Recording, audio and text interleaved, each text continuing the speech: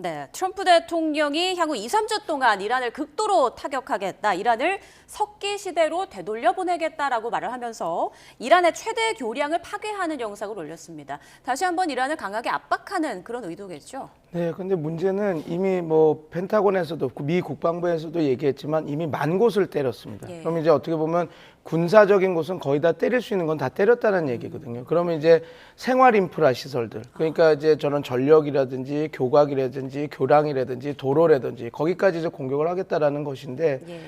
이거는 어떻게 보면 그 국제법 위반의 소지가 좀 큰 시설에 대한 공격입니다. 전력도 그렇고 이건 어떻게 보면 그 군사적인 시설보다는 그 이란 국민들에게 피해가 되는 그 시설들이거든요. 그리고 트럼프 대통령이 이미 이 전쟁을 시작할 때 이란 국민들을 자유롭게 해주겠다, 독재에서 해방을 시켜주겠다라는데 결국은 이란 국민들한테 가장 크게 피해가 되는 공격들을 이제 아마 2주 동안 지속해야 될 것인데 그렇게 되면 트럼프 대통령이 계속해서 지금까지 쌓아왔던 빌드업해왔던 어떤 그 명분 있는 전쟁들이 계속 명분이 없어져 가겠죠. 그래서 트럼프 대통령이 지금 공격할 수 있는 타겟이 적어졌다라는 거 그거 자체가 지금 그 트럼프 대통령이 쓸 수 있는 옵션이 그렇게 마냥 많은 것은 아니다. 뭐 강력한 공습과 강력한 공격을 지금 이야기는 하고 있지만 트럼프 대통령도 그냥 마냥 모든 것을 공격할 수 있는 상황은 아니다. 저는 그렇게 보고 있습니다. 네, 교량 붕괴로 최소 8명이 숨진 것으로 알려지고 있는데 이렇게 되면 또 민간인 피해가 늘어나는 거기 때문에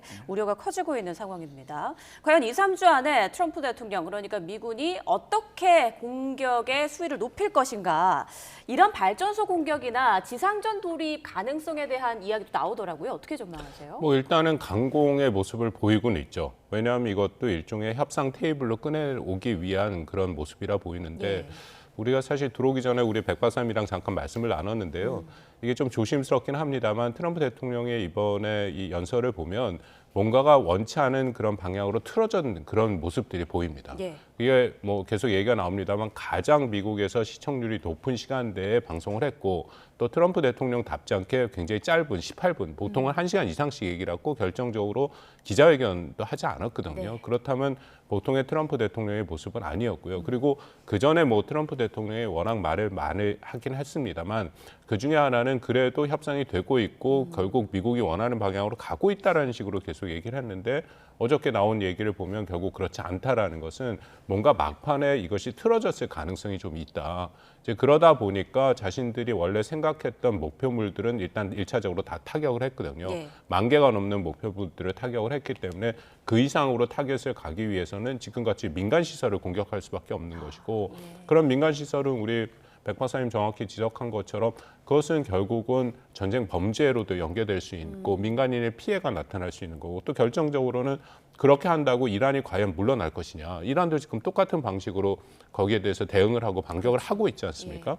그렇다면 이 모든 것들이 일종의 대칭 보복 프레임 안에서 움직이는 거기 때문에 트럼프 대통령이 아까도 말씀드린 2, 3주 후에 전쟁을 끝내고 싶다 하더라도 이 전쟁이라는 것은 상대편이 있는 상황이라서 이것이 과연 그 뜻대로 될 것이냐. 그리고 그렇다면 앞으로 정말로 트럼프 대통령이 공언한 바대로 민간 시설을 타격할 것이냐. 이건 굉장히 불확실성이 남아있다라고 판단이 됩니다. 네.